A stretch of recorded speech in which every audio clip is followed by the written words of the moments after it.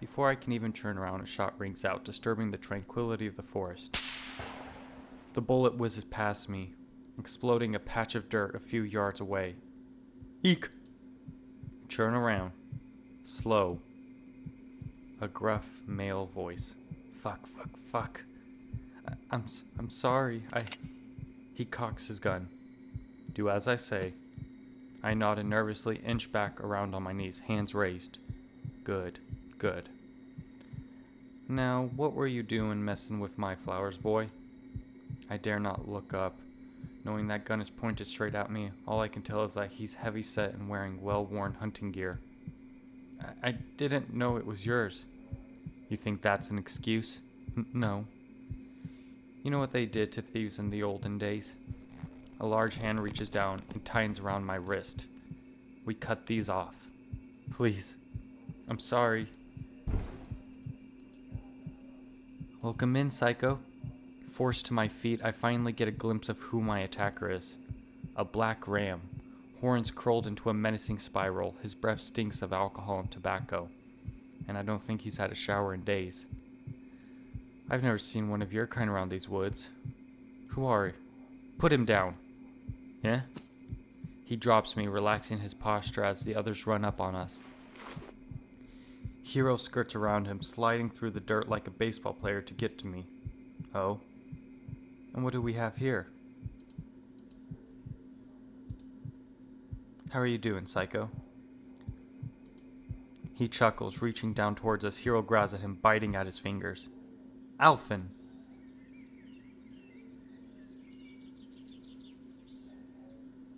Oh, mighty interesting design. Recognition flashes through his eyes, and he finally lowers his gun, turning to face Autry with a shrug. Ah, it's you. So these two oddballs are with you. He nods, expression stone cold. They're my friends. I've observed enough to know they're trustworthy folk. Say it ain't so. They stare at each other for a while. The tension is thick enough to cut with a knife. No, D. No. But welcome in.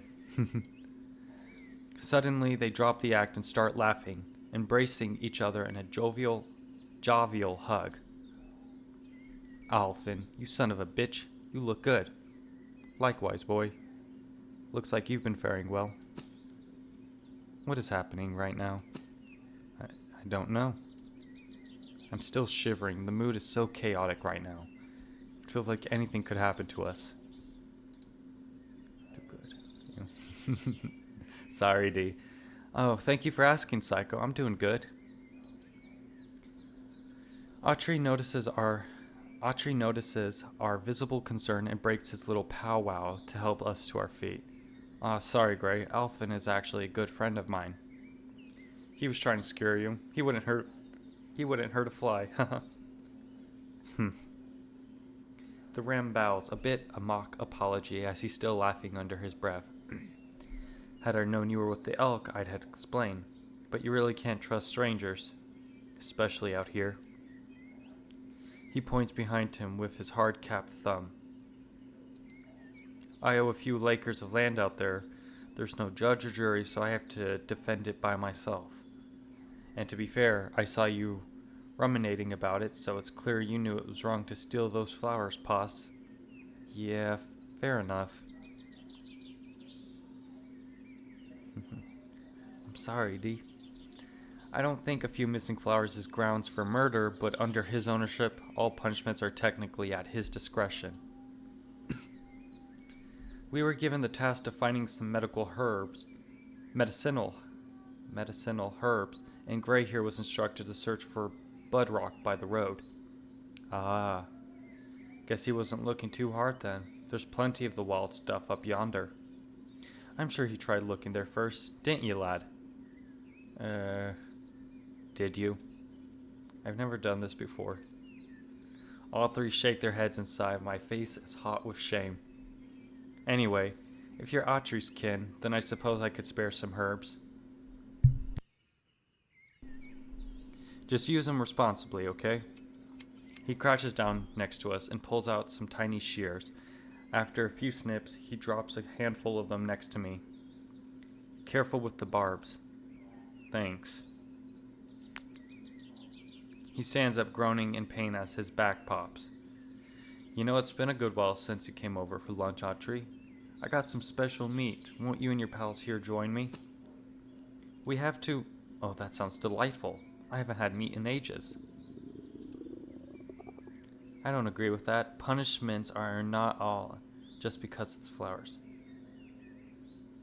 Wow, Frodo. So vulgar. My stomach growls before I can protest. Hero shoots me a worried glance and I hold his hand. But yeah. I mean, it's one thing to be cautious with people entering your land, but to do that all over a few flowers? I guess it really matters just how important the flowers and how much you have of them. My stomach growls before I can protest. Hero shoots me a worried glance, and I hold his hand. Autry won't let him hurt us. Let's just play along. Okay. My cottage is just over yonder. Come on, gentlemen. We shuffle behind him as he strolls down the path. He and Autry are having a lively conversation, but I can't catch any of it. Hero seems to be listening intently, furrowing his brow. Do you still not trust Autry? No. He doesn't even blink. I never trust anyone completely. The world is not an ideal place, Gray. Remember that. Right. I don't think I'm getting complacent or anything, but Autry doesn't have a bad bone in his body. Would he really be friends with someone who would hurt us? It matters how many of his damn precious flowers I can... Oh.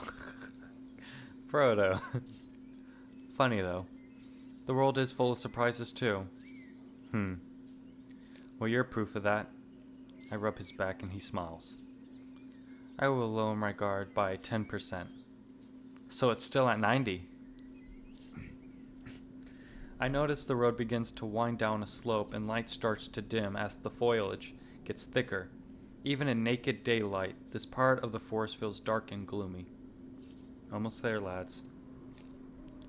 You're in for a treat. He lives in the most picturesque little cottage. It keeps me dry from the rain, at least. We pass a black rotted tree and he stops, pointing at a familiar looking abode. There she is. This was a bad idea. Gray? It makes sense. This was the only dwelling I had seen out here, but does that mean this guy is... Gray? Huh? I realize I'm squeezing his arm and let go. Sorry. You were right. Be on your guard. He nods, sliding his goggles down. Don't dawdle now, boys. I'm starved. The ram holds the door open for us, and we file in one by one. Something isn't right, though. The interior is completely different than yesterday's. The simple hearth and fireplace has been replaced with a functional living space, complete with fine wooden furniture and cookware. Alfwin sets his gun down by the door, stopping to unload bullets from the action one by one. Everything in here is well worn. There's even a space above the mantel for his shotgun, a thick layer of dust outlining its familiar silhouette. Could I have been mistaken? No. How many other hermits could have made something like this? It's gotta be a trick. Alfwin notices my hesitation and pulls out a chair for me, grinning ear to ear. If you please. Yes, thank you.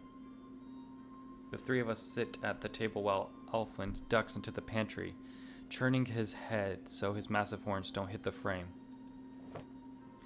Autry removes his blindfold, blinking a few times as his crystal clear eyes adjust to the light. Ah, just as quaint as I remembered. Stove will take some time to start up. Can I offer y'all some bread in the meantime? Yes, please. Butter and jam? Gray. He hisses under his breath and I cringe. Curses my endless appetite. I've been hungry ever since I got here. Not just this house, but these woods. Even this morning's breakfast felt like it burned away in minutes. I'll have it with some Greibenschmalz. If you have it. I don't know how to say that. My bad. Eh? It's too early in the season. Wild pigs won't cross through here until winter. I have plenty of chicken lard if you want. Autry sticks his tongue out in disgust. Please, we are not... Wow. I guess now we know who Autry sides with. Just because we live off the land doesn't mean we can't eat like royalty. Truer words, my friend. Here, I made luck lask this morning. Autry claps his hands together in joy, nodding eagerly. I notice his cadence seems a little different when he's talking to Alfwin, almost like he had been putting up a front around us. They seem close. Yeah. What was that language just now? He jerks his head back, bumping his horns against the frame and cursing to himself. Oh, little hero here? The ram pulls his head free, rubbing his horns affectionately. Queer name. Where are you from, Fox? He's journeyed here all the way from Japan. Exciting, no? Japan. Is that in the Orient? No, east of China. I didn't know there was anything past China.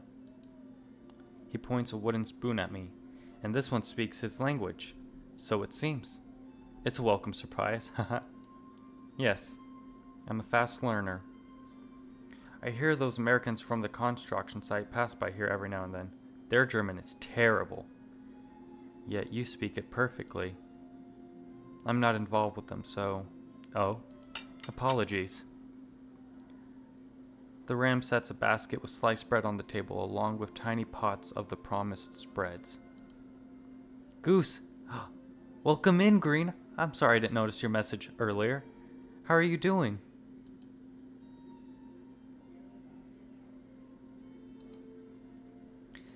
Green, I think this might be your first time ever to the stream, so either I or someone else can fill you in on what's going on with the story. I am planning, though, to make a chart like I did for Zero Escape to better condense all the information down into a single document for new viewers to read through and get a better understanding of what's going on. But, good, just cooking hot dog balls. Nice. Hope they're good.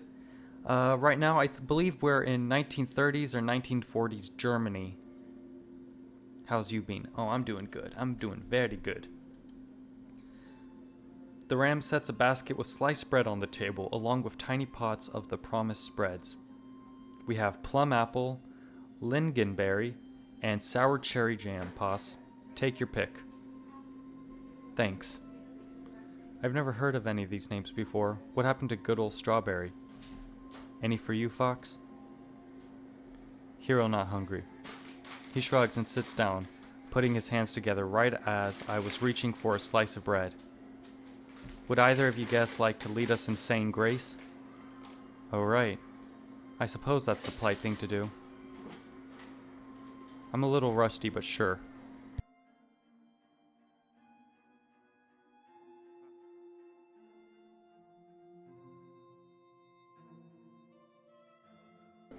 Will do. Those are also hot dogs? I'm a little rusty, but sure. Autry bumps my leg affectionately under the table. I really don't want to get his hopes up about my faith. Hero looks genuinely confused as I recite the prayer I'd heard over the dinner table thousands of times growing up. O Heavenly Father, bless us in these thy gifts, which we receive from thy bountiful goodness, through Jesus Christ, our Lord. Amen. Amen. Amen? Close enough. With that formality out of the way, we break bread. I decide to go with the apple jam while the others go for the savory spreads. It's not bad. Mom loved canning fruits in the summer, and while she never tried apples, the flavor palette isn't too different. I'm glad to see that Alphen is hospitable towards us. Despite his general coldness, Autry seems to be the only one who can get a genuine smile out of him. Hero looks very uncomfortable, and I can't blame him. I want to get out of here as soon as this little lunch is over with. So, Munch, I haven't seen you come into town lately. Bad crop? Nah, it's nothing like that. You know how it is trying to compete with the canine vendors? Most of the villagers would rather be caught dead than buying it any good from a hoof. I almost choke on my food. I haven't heard that term used that casually since the private dinners father would have with his associates. Autry nods, swallowing his food before quickly reaching for another slice. Aye, it's to be expected. I don't really mind it, truth be told. If that's to be our place, let us do our part and serve them as best as we can. What? They look at me, shocked by my sudden interjection. How could I not be angry hearing that? Interject. What I mean is, how could you be happy being discriminated against because of your race, especially when you do so much for the village? I think I share the boy's sentiment. I'm in no position to tell a fellow hoof how to live, but I'm my own man. I cringe hearing that word again. Hero seems completely checked out of the conversation, tapping a finger on the table. The way I see it, everything in this world is determined by God. He created struggle, so man always has something to work towards, and being born an elk is just another trial. This is none of my business. Your fellow elk aren't the ones preaching the good word from atop the pulpit, though, are they? They're the ones listening. He shrugs. I control not how others choose to interpret his word, only how I can better serve him in our community. Thus, if those with a pedigree were tasked with spreading his word across the land, I'm thankful to have been given the privilege of learning it from them. Stop it. Where I'm from, they weren't given a choice. Alfwin nods, taking a sip of water. They cut off our horns, you know, the symbol of our pride. Why did they have to touch him? I doubt God wanted that done in his name. Aye, I've heard as such. While I don't agree with the methods used at the time, I can't help but think of my brethren's persistence as a testament to their faith. He was just a kid. Strength doesn't have to come from suffering. We can't change the past, Gray. Turning a blind eye to it, then. Nobody wanted to admit it happened. Is it really alright to turn a blind eye when your people continue to be subjugated under the same race you happily serve? I ain't never seen a varmint speak so highly of us, certainly not an American. With all due respect, Gray, you are technically one of the subjugators that you speak of. Why would you want to change the status quo when you benefit the most? I am not. I stand up, slamming the table with my fist. They'll never change. I'm nothing like them. Nothing like him. I'm sorry for assuming things. Maybe this isn't the best topic for such mixed company. Aye. Hero, listen. Hero don't care. Not from here. Hero. He moves his goggles out. All Hero say is, even where Hero from, foxes talk bad about people with horn. Everyone hate what they don't understand. He smiles weakly at Autry. Maybe if they talk to one, they see they not so scary, everyone will be happy. I feel a wave of relief wash over me. I don't know what I'd do if I found out Hero was a bigot, especially with what he's already done through living here. Gone through living here. Aye, unity is very important. We should all accept each other for what we really are. There's no reason to deceive each other. Do you know what I mean, Fox? Aye. They stare at each other, nobody daring to speak a word. The silence is broken by the shrill whistle of steam coming from the stove. Alfwin smirks, breaking his concentration to tend to the kitchen. Yes. We should all get together again. I'm taking a liking to you lot. Indeed, the conversation, subject aside, is lively. You boys must be so hungry. It's in the form of small balls. And it is small. Wow. He bends down to grab something wrapped in paper out of a box. It's stained pink around the edges and soaked in grease. Ah, yes. You mentioned having come upon some rare meat. Didn't know horns eat meat. I can see why most would think that, but we eat the same as anyone. What kind of meat is it? He takes his time unwrapping it, humming a song. It sounds familiar. Oh, you've probably never had it before. It's quite exotic. A mouth-watering smell starts to waft over from him. I took the time to dress it with a herbal rubber layer, lots of fats, so it should fry up nicely. Unable to contain my curiosity any longer, I shuffle past Autry and peer over the ram's shoulder. What is that? Tongue. My stomach folds without warning and I stumble back, gagging at the feeling of my own scarred tongue. Really? From what manner of beast? He laughs in a gravelly voice, flicking the pilot on and off until it ignites. Oh, just something I found lying around. I need to get the fuck out of here. I look to Hiro and he understands immediately, scooting out of his seat and standing by the door. I just remembered something we had to do in town. We really should get going now. So soon? It'll only take a few minutes to cook. He grabs a chef knife off the counter, holding it over the meat. It tastes better when I slice it thin. My gut twists itself into a knot. We really need to go. Well, that's a shame. I think I might stay a while, so here. He tosses Hiro a satchel. You can deliver the goods on my behalf. Okay. Please let us know when you get back in town, Autry. Alright, and please feel free to accept any payment Petra gives you. I nod frantically, ready to bolt. Shall we? Yes. Safe travels, boys.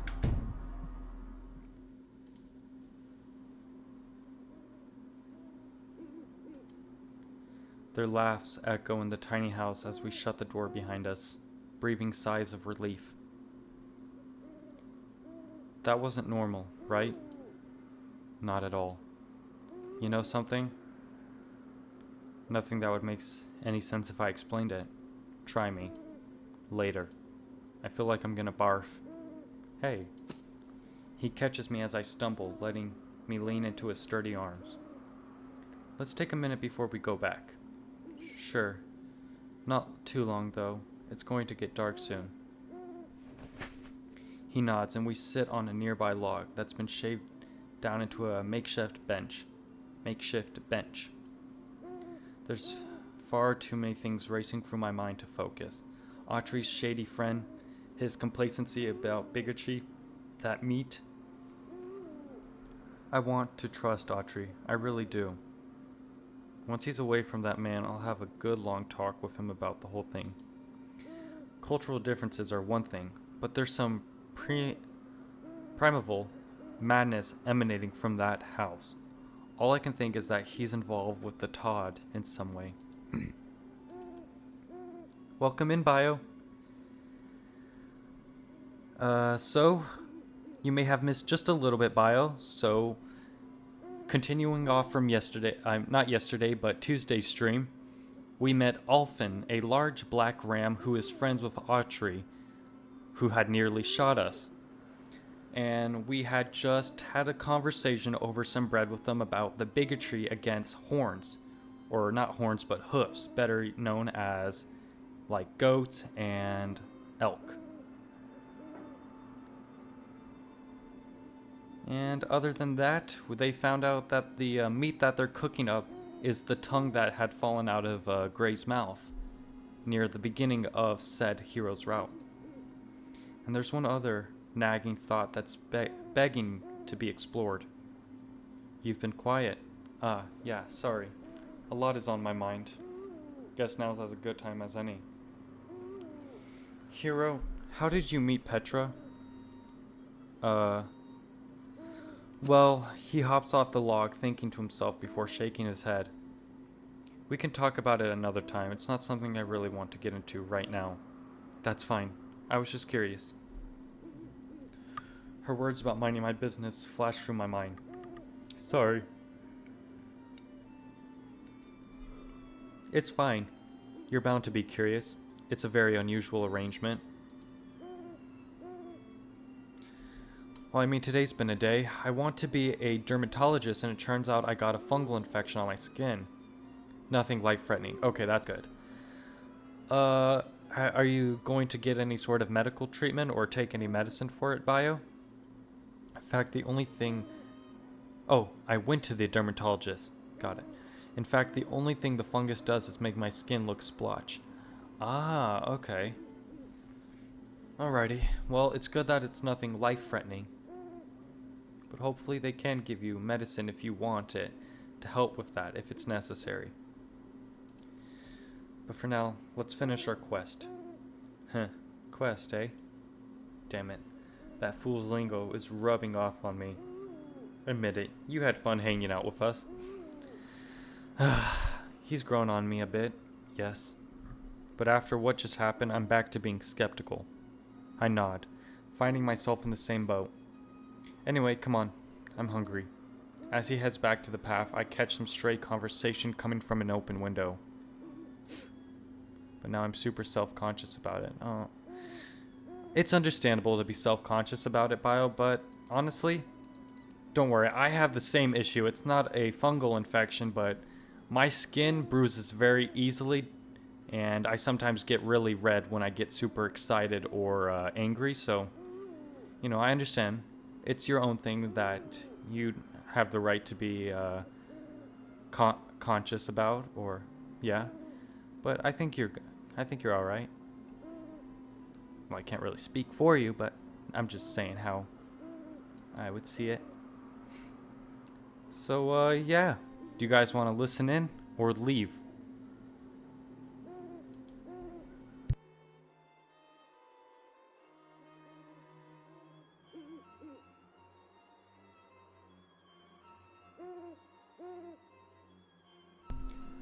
Got one vote for leave. Bio is not sure yet. Green, D, Psycho. Do either of you three have anything to add on to this conversation?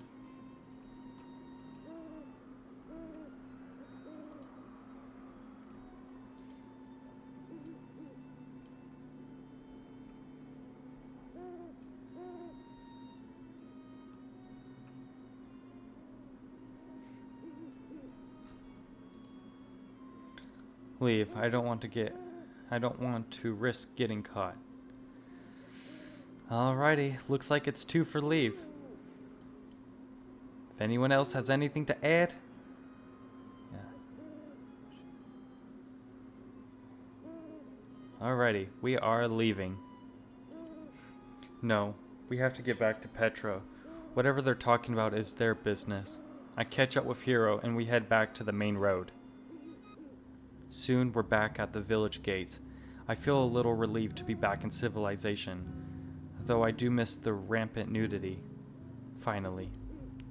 I wasn't expecting to spend all day in those woods again. I notice he's out of breath. Damn it. Was he putting on a brave face all day? Given what he went through, he should have spent today resting up. Feeling guilty, we stroll through the streets of his humble village, the air thick with the smell of home cooking. First thing first, deliver the goods. Before I know it, we're back at Petra's place. I knock on the door and we're let in by Miss Klein. Welcome in, Kadama. Glad to have you here. What are the aftermath if you choose each? Well, we'll find out with this choice. How are you doing today, Kadama? There you two are. Goodness, you love to give the good doctor a scare, don't you? What time is it? She angrily points at the grandfather clock with a ladle. 5 p.m. Time flies. She bonks me. What's up? Hold up. She bonks me with the metal spoon and heads upstairs to fetch Petra. Strange. Doesn't feel like we were gone that long. At least the hard part's over. Now we can just relax. He smiles, tail wagging side to side. Doing good? I'm glad to hear that, Kadama. I should also mention to everyone joining in that it is kind of certain that Gray and Hero over here are in a relationship. In somewhat of a relationship. They're taking things slow. Miss Klein shuffles down the stairs, holding her apron so she doesn't trip. Where is she? Apologies. She's preoccupied at the moment. Give the items to me and I'll bring them to her. We nod and hand her the various plants we've collected with a huff. The maid runs back up the stairs. So it's not just her patients who have to suffer. At least we'll never have to worry about gaining weight. A few minutes later, she returns completely out of breath. Oof. She sends her thanks, and in return, your payments. She hands us an envelope with a shaky hand, and I carefully take it from her. Do you boys need anything else? No, ma'am. Klein, I need a refill on the coffee, please.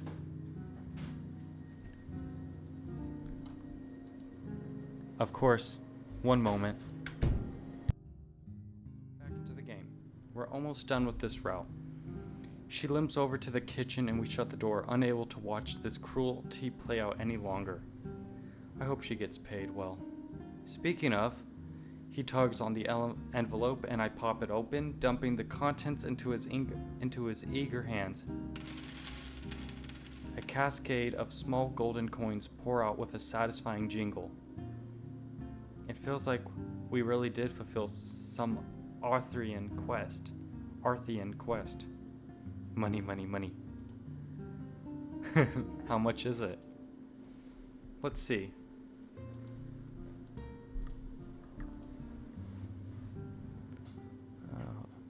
Game. Yeah. He counts each one, eyebrows raising as the number rises. That much? Aw, thank you all for welcoming back. She gave us 40 marks. Woohoo! That's a lot of maned wolves. Is that a lot? I was certain that a single rake mark, was worth less than a penny.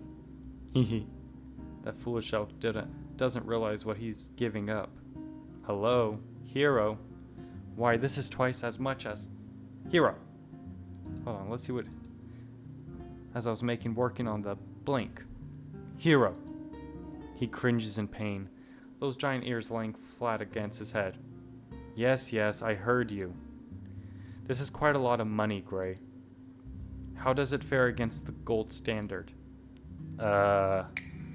He thinks for a moment, snapping his fingers once he finds an answer. How much did a loaf of bread cost where you're from? About 8 cents, give or take. This is enough to buy 160 breads. America is poorer than I thought. What? That sounds way off. I feel like I'm missing something here. But I'm more excited at the prospect of finally having some money to my name. Adjusted for local currency, we could buy 1 bread per mark, though that would be a waste if you ask me. I wouldn't mind buying something to eat. I'm famished.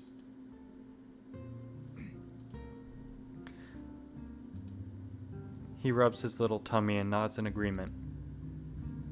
Krista, then go to your bed, baby. Go on. Go.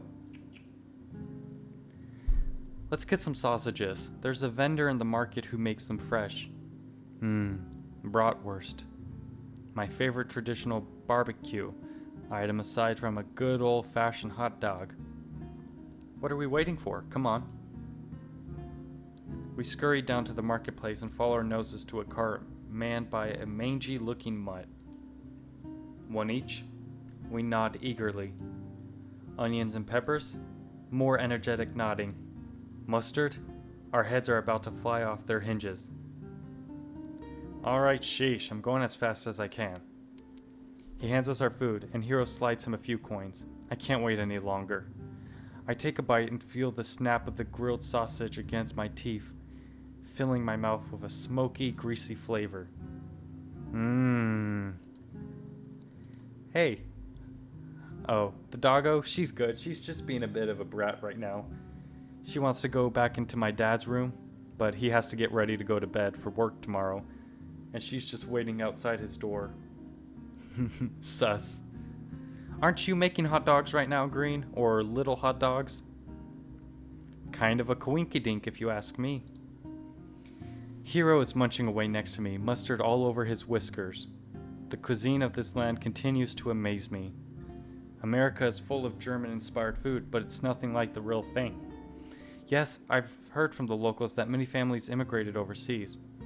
They speak about America as if it's a place of legend. The land of opportunity or something, yeah.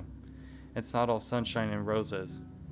He stuffs the last half of the sandwich down his gullet and swallows, sighing in satisfaction. Few things are, but who cares? We have money. Hell yeah. I'm already done eating breakfast. Ah, good. Was it good, Green? I finished my sandwich, commemorating it with a burp. Now what? We stopped to brainstorm, leaning against the wall of a dilapidated house. Oh! No. What? No, it's silly. Come on, tell me. Well, he turns away, raising his tail like a barrier. Remember what we talked about last night? About going camping? My fur bristles with excitement and I start to smile. Yeah? I just thought it could be fun to actually do it. Together. I'd love to. He perks up, lowering his defenses. Really? You're not just saying that? No way. I think it'd be a lot of fun, honest. Between you and Autry, we'd be set for... Oh. You want to bring him, huh? That makes sense. I just thought... Oh. He means just us two. Fuck. I didn't mean it that way. I'd be just as happy keeping it between you and I. It's fine. I guess I should have clarified that. That elk has grown on me, like I said. He's sweet. Yes. But... he's digging his heels in the dirt. Just say what's on your mind. I'll hear you out. We don't have a lot of privacy staying at Petra's, and even today we were still around Autry and that Ram fellow. The time you and I spent together was while I was barely conscious, not to mention before we could properly communicate. Ah. And of course what happened earlier at the thermal baths.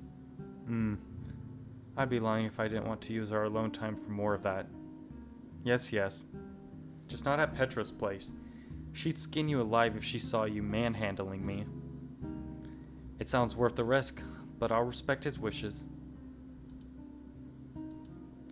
So yes, I like to spend some time just getting to know you. No intrusions or prying eyes. What do you say? I pat him on the head and he cocks his brow. I'd be honored. I'm sorry if it felt like I haven't been giving you my full attention.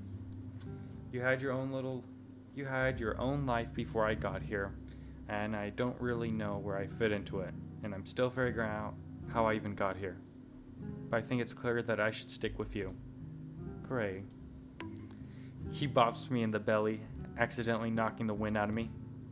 Save the sentimentality for your deathbed, Gray. Right now, we need to focus on getting supplies. Right. He switches gears so fast. So where should we start? The survivalist culture in this country is quite different from Japan, so I've been taking notes on what we'll need.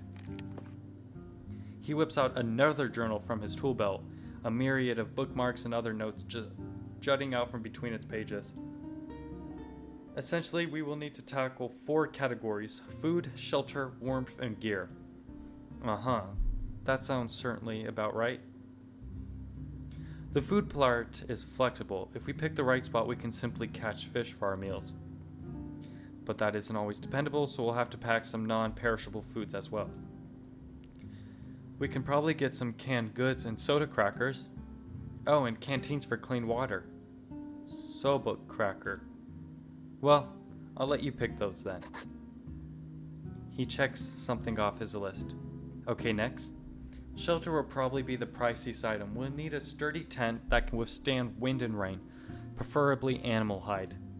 What about waterproof fabric? They wouldn't have something so fancy here. We'll have to find a tannery. In addition, we'll need a tent pole and some pegs to secure it. I can probably put those together myself with some scrap metal from the junkyard. Do you think Autry would be able to do it? Possibly. But if he finds out about our trip, he'll likely want to come along. True. Well, we can handle that last then. Next is warmth. Do you mean blankets? He shakes his head. No, that falls under gears. We'll need a way to start a fire. You said you know how to start one, right? Yes, but my methods were born out of desperation. We have access to proper tools here, so we should take advantage of them. If we could get our hands on some kerosene or gasoline, it would only take seconds to start a proper campfire. Do they sell it here? I haven't seen it. We might have to wait until a shipment comes into town and pay to siphon some from their vehicle. How often do they make deliveries? Once a week, usually on Mondays. The next scheduled delivery should be in 2 days. Alright, we'll have to put some cash aside for that. Last but not least, Hero smiles deviously. Yes, my favorite category, gear. There are so many strange and esoteric tools and devices one could buy for such an occasion. This is why I'll need you to be in charge of funds. Can't contain yourself. It's difficult. We didn't have such high quality items available in my village. However, I've managed to boil down my wish list to only a few essentials. He clears his throat, ready to rattle off his demands. Apart from my normal tools, we'll need a fishing rod and a cleaning kit, 2 canteens, a pot for boiling drinking water, an extra cot, binoculars, and a first aid kit. That sounds like a lot, even with our current funds. Yes, I know. I'm willing to do extra work to get what we need. It wouldn't be the first time I've used the bartering system. His eyes glaze over for a second before returning to their usual intensity. I'll do my part as well. I think we're in the same boat. You too? Don't be sad. We survived, didn't we? He nods, his expression still somber. Tarp. What do you mean by that, Proto? What do you mean, tarp? He nods, his expression still somber. We did. He slaps his cheeks a few times, shaking away the bad thoughts. Alright. We have our list. Let's grab some of the easy stuff now. Part of me really hopes we're talking about 2 different kinds of survival. But the world is a cruel place. It's like I told Autry before, strength doesn't have to come from suffering. Hero. Those thoughts stew in the back of my mind as we shop around town. Most places were beginning to close up shop as the sun set behind the trees, but we were able to secure some basic items. The canteens, pot, and bedroll ran us about 10 marks, so I seriously doubt we'll be able to get everything we need. Maybe we could cut back a little. The gear alone will probably break the bank. We'll have to find a way to get the rest through trade or favors. Yeah, I guess. The wind is gone from his sails. Hey, it's not all bad. Besides, you've probably made do with less, right? We can have fun even without a fancy tat. Perhaps. He stretches and yawns, his little tongue peeking out. But for now, we should head back home. It's been a long day. Yeah, I could use some rest. Lead the way. Tarp, waterproof fabric.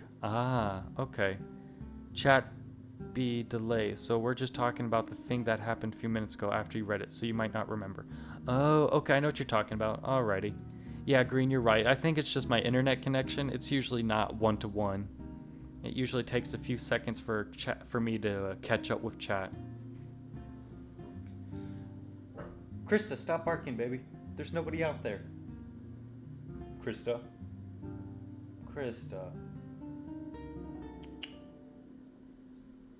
We loop around and cut through an unpaved road, arriving... Oh my gosh, Krista, I just said no. We loop around and cut through an unpaved road, arriving in the alley next to Petra's apartment. Before we can even knock, the door opens. Oh, there you two are. You missed dinner. We eat outside, no worry. Come in then.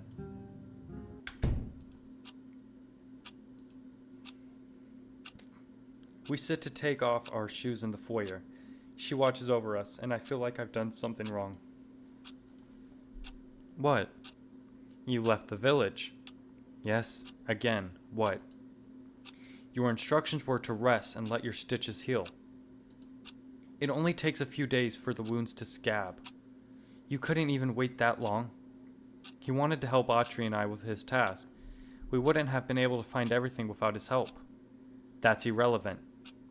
What's good are the supplies if I have to use them to heal you all over again? Hero sustained no injury. Need to check? No. I believe you. Next time tell me so I don't have to worry. Sending a search party into those woods would be a huge waste of time and energy. Hero will consider. The tension in the air is palpable. I try to break the ice. So, what was for dinner? People come for you while you're gone. From the airship. Hero holds his breath, waiting for her to continue. They wanted to know when you would be able to come back to work. And? What did you tell them? What do you think? I told them my patient is in no condition to perform labor of any sort for the next 4 weeks and sent them on their way.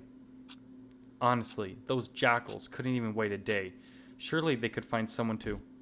You bitch! His fists are shaking with rage. I've never seen him like this. Who are you to get in the way of Hero's job? Who are you to speak on Hero's behalf? Who am I? I'm the one treating you for free, you ungrateful little whelp. What kind of doctor would I be to willingly send you into an early grave? Stop being a brat and think about this logically. No. That it. This too far. This hero life, not for you to decide. Hero not your child. He hisses through his fangs. Hero not replacement. How dare. Ah! He doubles over, clutching his chest. What's wrong? He laughs to himself morbidly, replying to me in Japanese. Just popped a stitch. That's all. Nothing that requires her help. A small spot of blood forms on his shirt and he pulls down his goggles, sniffling back his tears. Petra, you won't understand what I'm about to say, but know this. I refuse any further medical care from you from this day onward. That's ridiculous. Don't be crazy. Who is this going to help heal you? What did he just say? Tell me. I don't care. I can't live like this anymore. Hero. He pushes off of me, struggling to unlock the door with his free hand. Please reconsider. She just wants to help. Gray. The door creaks open. Don't wait up. Wait. He slams the door behind him. This is a mess. That idiot. I look towards Petra, expecting her to resume her usual smug nature. She falters, almost falling to her knees, if Miss Klein didn't catch her. I was just trying to. Damn it. Hero! I run after him. I'm not letting either of them off the hook. The sun set faster than I expected, and the streets are paved in shadow. Only the shining dots of open windows guide my way. Hero! Please come back. Where are you? I hear a few yells to shut up but ignore them. Where would he have ran off to? Soon there's no more town to even check. I reach the outskirts of the village, unable to see through the darkness past a certain point. It's no use. I slump down against an abandoned shack. Why am I acting like I know anything about him? Hero doesn't owe me anything. I shouldn't be meddling in his affairs more than I already have. Petra shouldn't have meddled in his affairs, even if it was out of concern. Hero should have taken her advice seriously. They're more alike than they'd care to admit. Too prideful to ever apologize. Getting caught up in other people's drama again, eh, Gray? Sounds like me. My self-pity is interrupted by a soft sob coming from around the corner. Hero? I'm answered by a familiar sniffle. Do you want to be left alone? I don't know. Do whatever you want. Okay. We say nothing for a few minutes. My chest feels tight. I haven't felt like this since me and Ed broke up. Those all-night screaming matches that pushed our emotions to their limit. Then when we finally ran out of energy and gave up on hating each other, we'd embrace and make love like nothing happened. It never felt good, but it was better than feeling nothing. He clears his throat, breaking the dead silence. His voice breaks. You can sit with me. Okay.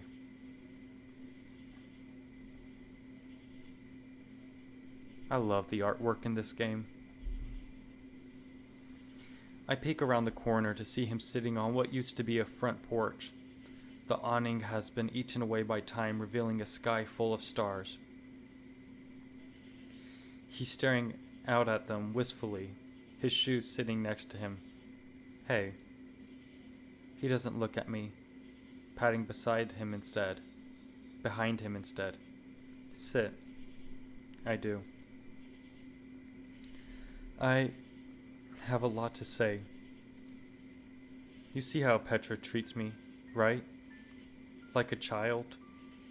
Always needing to know where I'm going, controlling what I do and what I eat, even butting her nose into my work.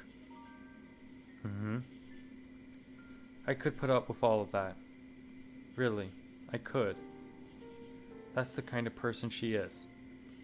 But to hear you take her side, and after seeing how capable I was, I feel like you'll always see me as a victim, some helpless invalid who can't do anything by himself. I don't think that.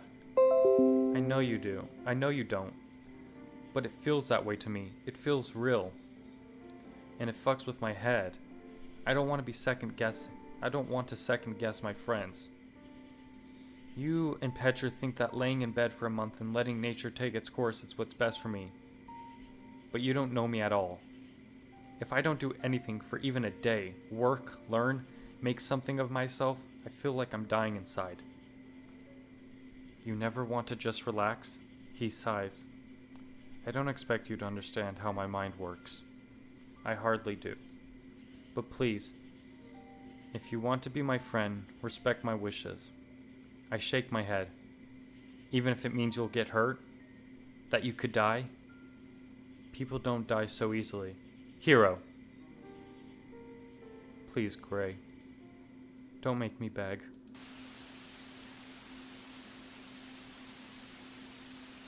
Please.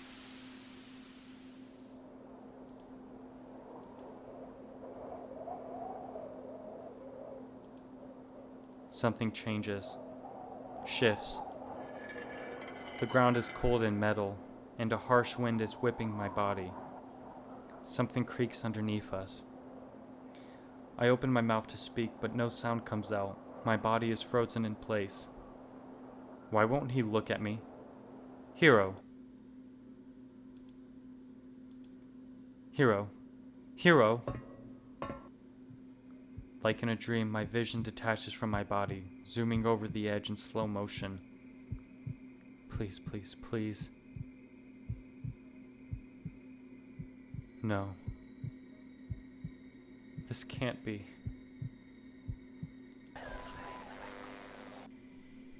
Gray? Huh? I'm back. My face is wet. Hero's arms are wrapped around my shaking body and I can move again.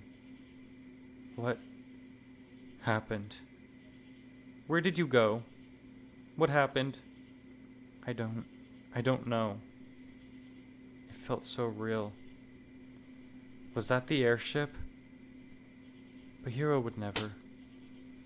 He headbutts me. Ow! Don't scare me like that, damn it. I could say the same. I'm sorry. I didn't mean to put this all on you. It's not your problem. I remember why I came here in the first place and tried to pick up where we left off. No, you're my friend. I can't stand to see you suffer like this. I sit up, refocusing. And yeah, it was easy for me to take Petra's side. She's the doctor. She knows better than I do. Not to mention, no other doctors can treat you without finding out about your secret. Fair. But above all that, you're my friend. I'm going to listen to you over her every time. He wipes a stray tear from his eye. Promise? Promises are serious. I know. Promise. I warned you. Shush. From now on, we treat each other like equals. Nobody is more able-bodied or qualified than the other. Deal? He nods, overjoyed that he reached me. I'm so glad. Thank you for listening. You said you chose me. I should have known all along you had my best interests in mind. I hug him back, careful not to do any more damage. Ready to go back? There's one thing I want to do first. I blink and his lips are pressed against mine. Without hesitation, I gently return his advances. It's a soft kiss, the kind you give at the end of a first date. He holds it for a few seconds before pulling back. Thank you for accepting me. The real me. It was never up for debate. You will always be the same hero to me. He smiles, a gentle blush warming his face. He puts his boots back on and hops off the edge to the ground below. I feel about a vertigo, still shaken from that hallucination. What's a secret? Hell yeah, let's go. Frodo, I said it at the beginning, but you might have missed it. Hero was originally a woman, but he had Petra perform a surgery to remove his breast tissue. So that is his secret. And that's why Grace said that he couldn't let any doctor, especially during this time, become Hero's new doctor, because, obviously. Be careful. Oh. It's only a few inches. Sorry. Ignore me. We slink back to the apartment. Hero suggests we head straight to our room, and I'm inclined to agree. Petra strikes me as the apologize with a bowl of fruit in the morning type of dotting mother. There's no use in talking it out when the hurt is still fresh.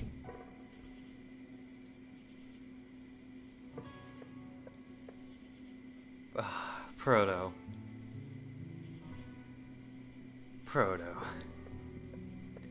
You're lucky I love you. Miss Klein lets us in, shaking her head at Hero, who ignores her. We do our best to sneak up the stairs despite the house being dead quiet. Somehow we make it to the second floor and I breathe a sigh of relief. Come, we're almost there. Got it. As we creep around the next set of steps, I notice the door to Petra's office is cracked open. The light of the moon briefly illuminates her face, solemn and staring into the darkness. She brings a glass of something clear to her lips and takes it like a shot. Great! Coming! We practically run up the remaining stairs and get to the safety of his room. He gently closes the door behind us, keeping the knob turned so it doesn't click shut. That was close. I'm just glad we can finally relax. But yes, Bio, the ship is sailing. The Zeppelin ship. I know it's not like a ship, but it's like an airship. So you get the joke. The clock downstairs read 11 p.m. and I'm ready to call it a night. I'm going to get ready for bed. That okay with you? He answers me with a yawn, smacking his gums a few times before nodding. Yeah, I'm bushed. What's wrong? Nothing. I'm just used to changing alone. But it's alright if it's you. Well, yeah, I've pretty much seen everything after being up close and personal with ya. It's still hard to believe you're really okay with it. It'll take some time for that to sink in. Heh, I can still turn around if you want. If you don't mind. Sorry. This will take getting used to. You're fine. Just let me know when you're done. I simply remove my shirt and suspenders and wait for the signal. His pants require some knot work, but after a few minutes he taps my shoulders. Done. Thanks. Of course. We can only get naked in front of each other so many times in one day. Are we fulfilling some sort of quota? Feels like it lately. Well, I think that means Gray is bi. Oh, Proto, you have no idea of what Gray is. Let's just say he belongs in the kitchen. Whoa, sussy. And I know that joke doesn't make sense at all right now, so I'm just going to clarify it. He's pansexual. I think that's what he stated he was earlier. I may be wrong. Gray was a woman too. Oh, no. No, I just meant yeah. In our PJs and ready for sleep, we turn the lights back off and get cozy in his cot. He seems to like being the little spoon, and that suits me just fine. He's smart enough to put his tail between us this time so there aren't any more bumps in the night. The events of the day race through my head. Things around here are more complicated than I expected. The rules of the forest, Audrey's friendship with that strange ram, Hero and Petra's turbulent relationship. This is making me tired. Hero in general. I wonder what's happening to the others. Mark, Gabe, and Ken. Are their worlds nearly as dangerous? As complex? Can I really save Hero like that voice instructed? And save him from what? If that vision was any sort of hint, I need to keep Hero away from that airship for as long as possible. Yeah, I don't see that happening without a struggle. I'll have to find a way to bring it up to him tomorrow. But for now, I feel sleep taking over. Two women walk into a bar. They both turn into me. Are they still...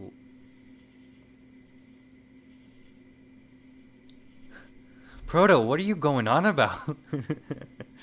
You're confusing even me, and I'm the one who says a bunch of weird shit all the time. I'm woken up by a fuzzy arm brushing against my face.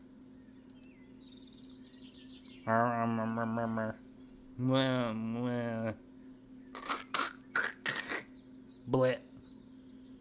Morning. We're crisscrossed over each other, tangled in a nest of limbs and sheets. My tail is still asleep. I think my whiskers got bent. We giggle, managing to untangle ourselves and sit up on the bed.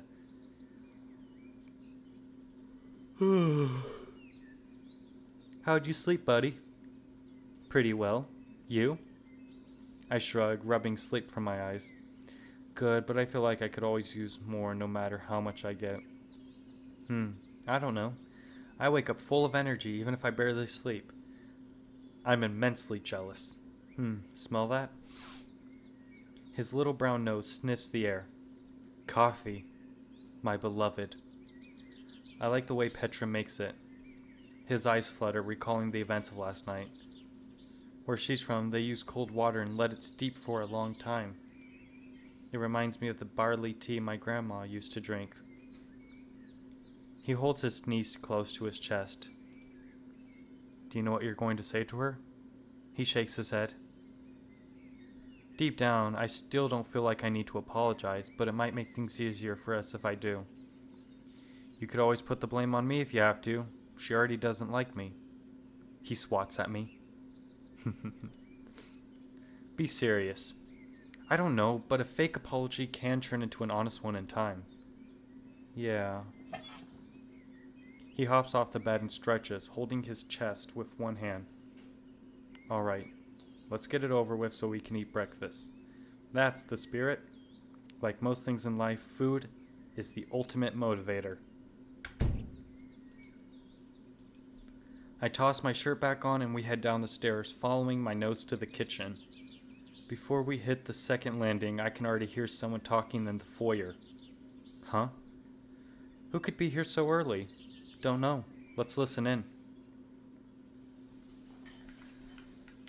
Like kids trying to catch Santa Claus, we creep down the stairs until we're close enough to spy through the pegs of the handrail. Honestly, don't you people have anything better to do than harass my patient? I already told that bird you sent yesterday that he needs time to heal. Do you need to see him bleed out with your own eyes to realize he isn't ready yet? She's doing it again. I need to stop her. Hey, let's wait a... Come now, ma'am. You know it ain't that simple for us. That voice again. After all, as your little patient is concerned, these here deadlines are written in stone. Ain't nobody else on the team able to work the engine the way Yada-hero can. Yasa-hero. And you will call me doctor, not ma'am. Understood? I didn't know she could speak English so well. That's right. I heard him speak even before the Todd spell. He laughs, his belt jingling with each shake. You know, I never could understand why a broad like you would decide to throw away her God-given right to keep her mouth shut and just live off of a man's money. What are those, pants? Disgraceful. I've had enough of you. Remove yourself from my sight immediately, or you'll what? He suddenly barges through the door, causing Petra to double back a few steps. Sunlight floods the room, and I have to squint to see, but... Oh no. I can see him plain as day. My worst fear is realized. It's him. Sam's father. This makes no sense. This makes no goddamn sense. I've just had about enough. Oh, you're lit, missy. Show me where you're keeping him before I have to get rough with you. He looks even younger than I remembered him. I'd love to see you try, you beast. This is bad. What should we do? He died when I was 20, so he would have been around 60. Gray? But looking at him now, he couldn't be older than his mid-30s. I thought I had only been sent a great distance from home, but could it be that... Hero shakes me free from my thoughts. Look, the staff. Huh? I blink, and Sir's surrounded by Miss Klein and the kitchen crew, all holding pots and pans. Do you think you could just waltz in here and make demands of me without any authority? So you're worth your salt after all. I bet Barlow would get a kick out of seeing a gal as feisty as his old lady. My temperature drops hearing the name again after so many years. But know this. If his little yellow ass ain't back at the ship by this time next week, he's fired. No contract, no money, no nothing. Fuck. I can't let this happen. He opens his mouth to shout and I cover it without even thinking. I'm sorry. I hold him firmly in place so he can't make a scene. Please don't hate me. I pull him back up the stairs with me to the safety of the second floor. He's kicking and screaming into my arms. Tears are streaming down my face. I can't let him see me. There's no telling what would happen. That mad rabbit had sent me back in time, before my own birth. I hear the door finally close and the staff murmuring to themselves. SR stands for senior. Oh, I know I pronounced it as sirs. Thank you, Bio.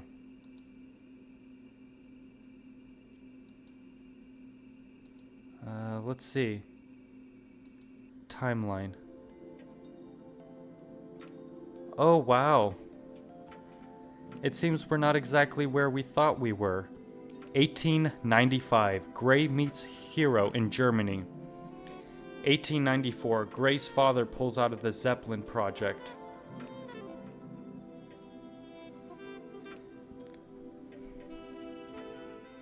Well, isn't that just a bit of a bizarro?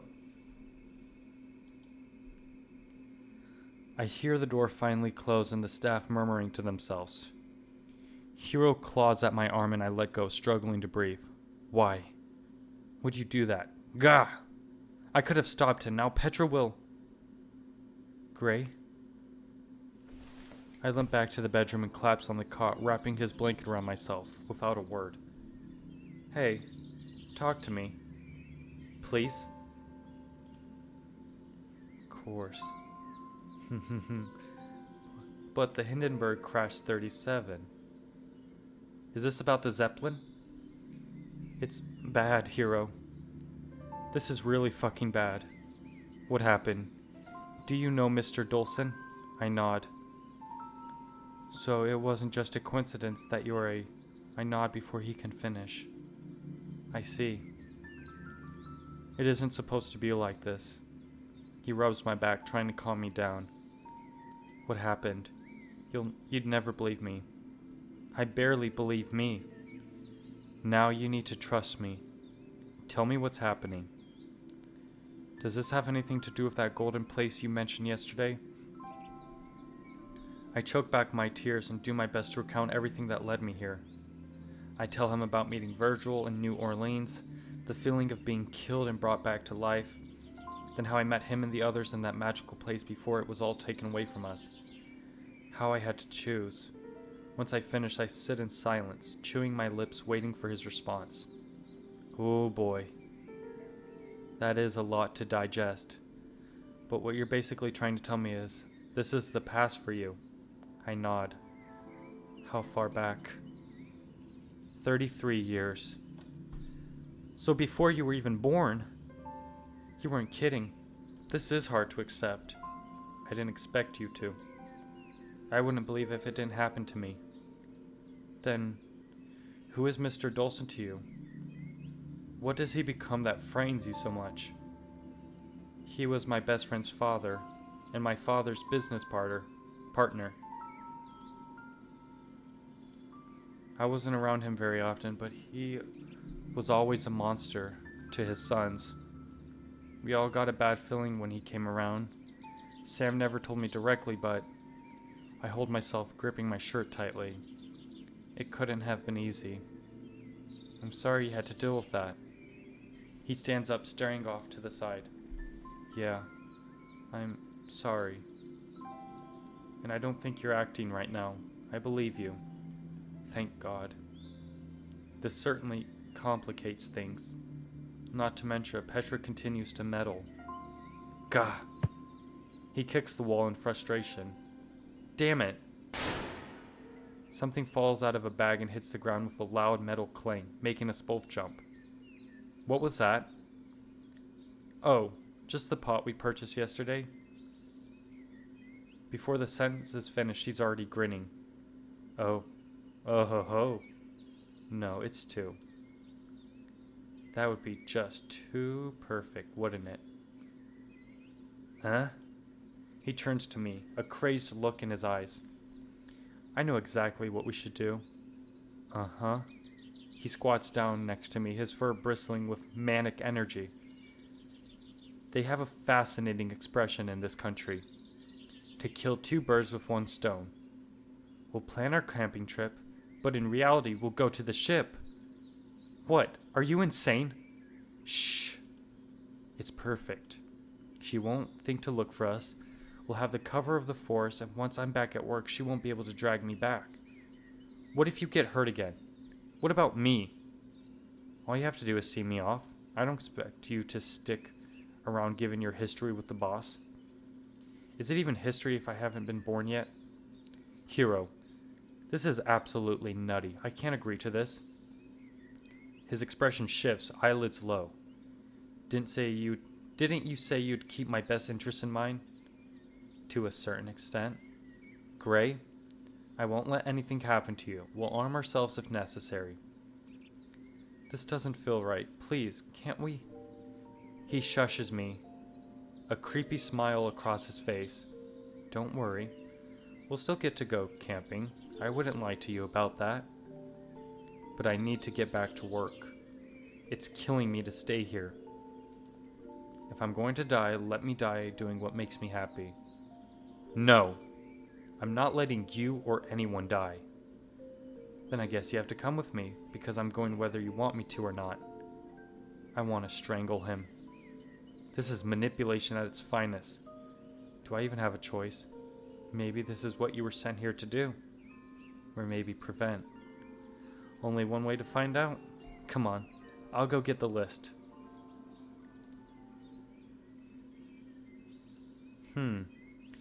He gets up to go rummage through his pack, and I'm left empty as a shell. And things were going so well too.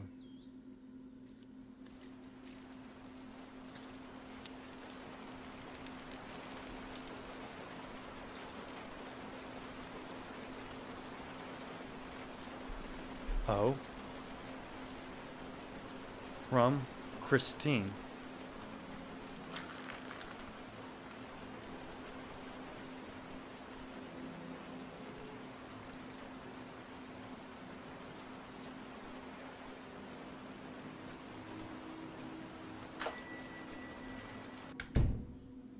Sure is coming down out there, ain't it?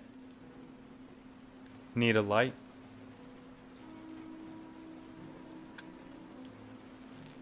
Now ain't that a friendly place? What can I do for ya, sir? To be continued. Then we can just knock this one out. Mardi Gras.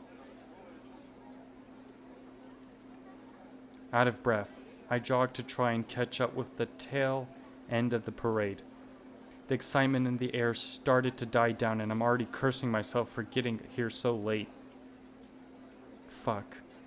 Did they already do the king cake? Yep. So this is who Etten is. Ack. I inhale a piece of confetti. Always the jumpy one. Et, how did you get here so fast? So yes, for clarification, this is Gray's old boyfriend. He gives me his signature smirk before gesturing towards a wooden cart across the street. Jeb and his wife were nice enough to let me hitch a ride since I did the plumbing job for him last week. Since when did you know how to fix pipes? Dunno. Winged it. Relax, sugar. I put food on the table, and that's all that matters, right? I suppose. He blinks at me with a tired, disappointed eyes. That's right. He didn't come home from yesterday's job till after midnight. It's been like this a lot lately. I'll try to find some work too. Babe. Honest, I want to pull my own weight. You and Simone were already breaking your backs before I came into town. He growls and rolls his eyes, pretending to focus on the parade. Can you please stop trying to pay us back? We already agreed to take you in.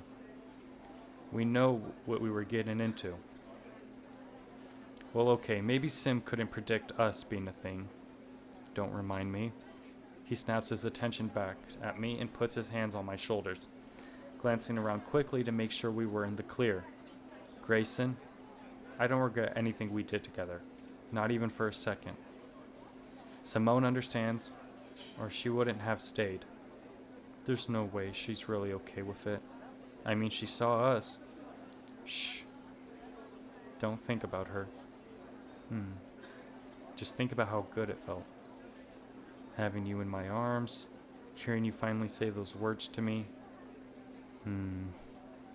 If we didn't follow our hearts, we'd be no different from common beasts. And I know you love me, sugar. I want to hear you say it. His grip on me tightens. Of course I love. Hey. So, He relaxes. He releases me and whips around in a swift, rehearsed motion. Afternoon, Sim. She smiles as she struts up to us, a beaded necklaces draped over her décolletage? Hold on.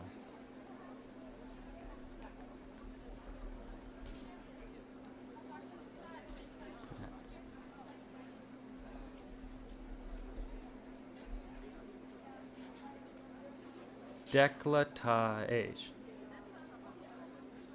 Décolletage? I don't know. Maybe Bio can pronounce it. For me.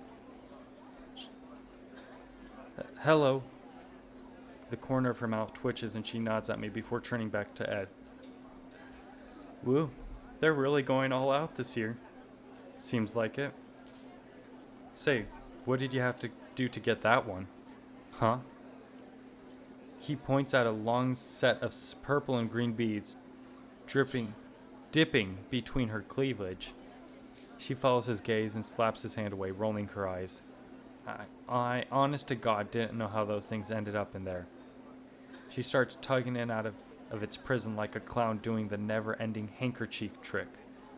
Ed and I stare in amazement at her captive audience. Holding our breath until the final bead is freed from her bosom, and with a pop, falls to the ground with a multicolored coil. Holy shit. Remind me to never let you borrow anything that couldn't fit in your purse. Anyway, what are you two just standing around? Everyone's headed back towards Bourbon Street. This one's a mystery to me. Okay, so that's good. Sorry I was late. It looked like things were already dying down. I thought you just swept up here over at La Beaufort Grand. Wasn't easy to convince Tess to take you in, by the way. I know.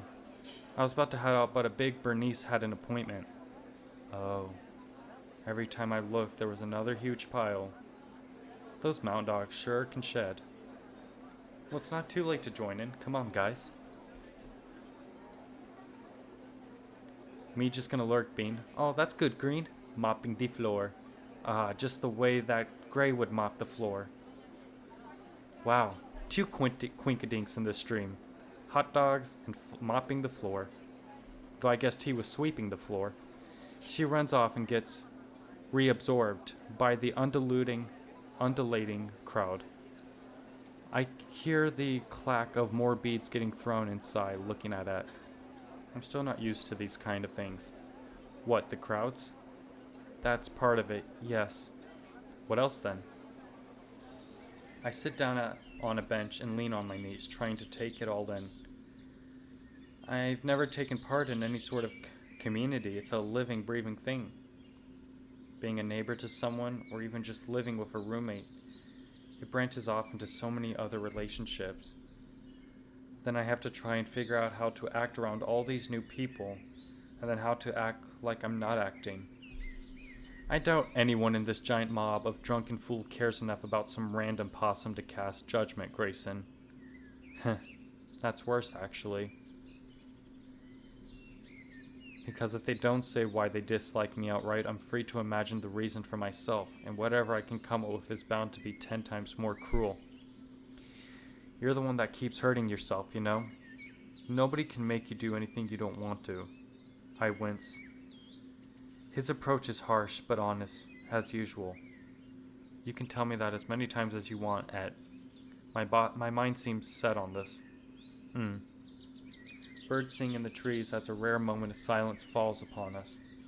Etten sits down, our knees knocking together playfully as he pulls a cigarette out from behind his ear. I thought you quit. I thought you were over her. Guess we both lied. It's like you said, my mind's set on it. He takes a long drag and holds it in, letting the smoke slowly trail out of his nose.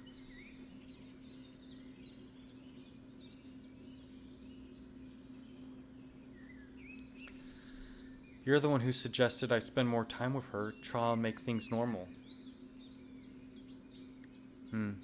That's true. Nothing's felt normal for a good while.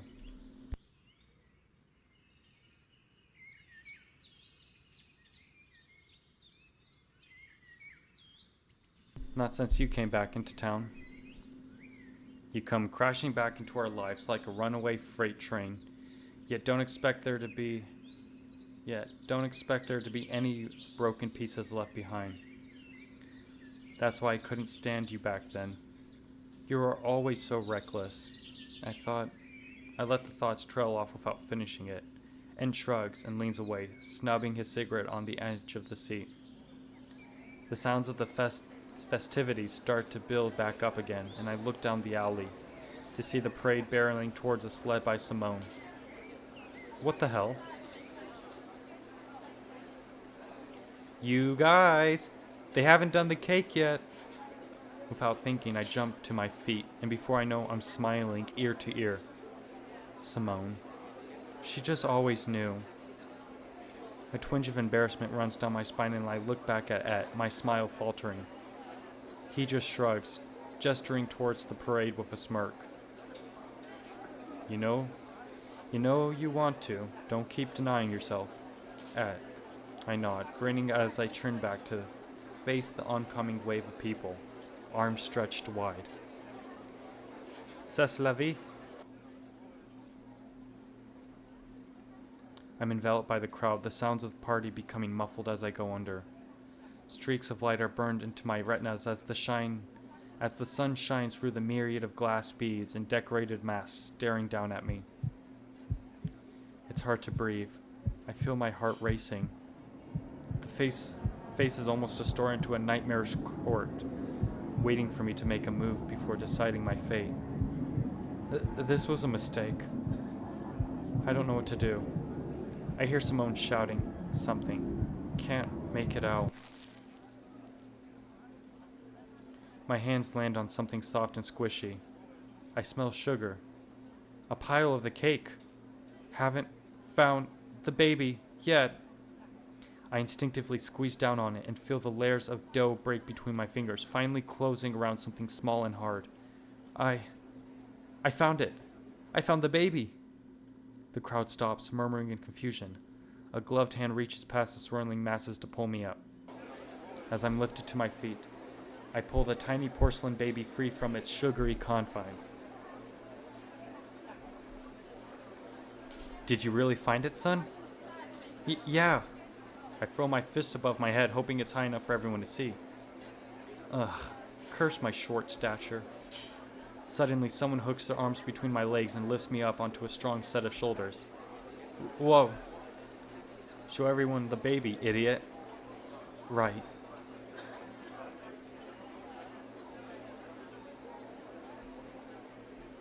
I thrust my arm up, holding the baby delicately between my thumb and index fingers.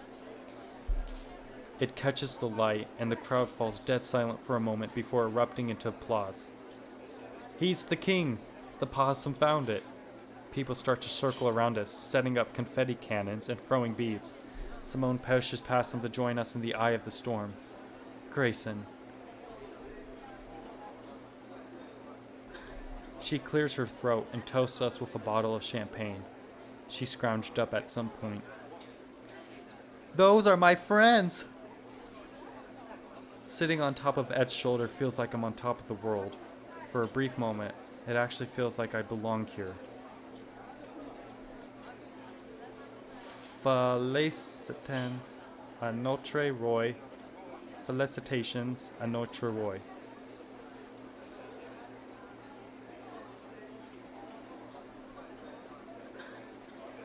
Simone looks genuinely happy for the first time since the breakup. Even a little proud, though it's hard to tell from up here. Krista, where did you go? What are you doing out there? Come on, baby.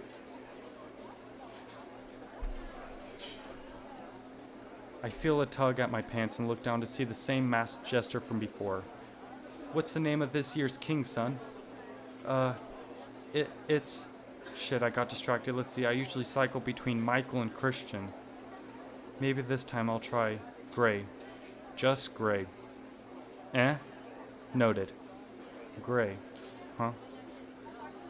She shrugs and takes a big swig from her bottle, toasting at us again. It fits. I guess it does. Already, Gray? The church will contact you soon about planning next year's party. Eh? But I... Au revoir. He turns and disappears into the crowd without another word. How much do these things usually cost? Beats the hell out of me. Sounds like you'll need to look for extra work. Maybe keeping to myself wasn't such a bad idea after all. The end.